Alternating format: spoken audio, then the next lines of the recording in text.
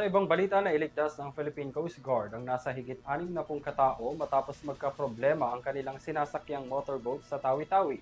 Tuloy-tuloy rin ang search and rescue operation ng Coast Guard sa bahagi ng West Philippine Sea matapos lumubog ang isang Vietnamese cargo vessel. Narito ang aking report.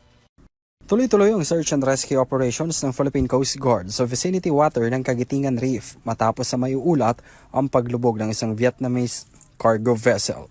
Ayon sa PCG, as of 4 p.m. kahapon July 28, patuloy ang BRP Malapascua sa paghahanap sa 14 na nawawalang crew.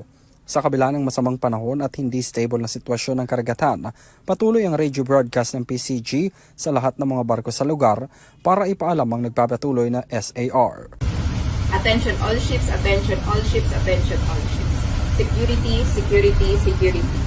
This is Philippine Coast Guard vessel BRP Malapascua MRRD 4403. This vessel is conducting a legitimate humanitarian assistance and disaster response operation, specifically a search and rescue mission for the personnel of the sunken Vietnamese vessel Hoi Nguyen 18 near Kagitingan Reef in the West Philippines.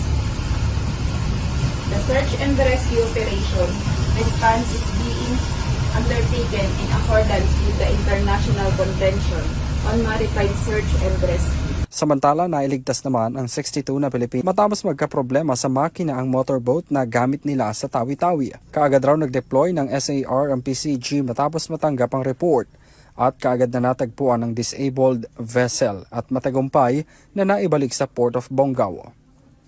Nasa ligtas na raw na kalagayan ng mga nailigtas na crew at pasahero ng motorboat.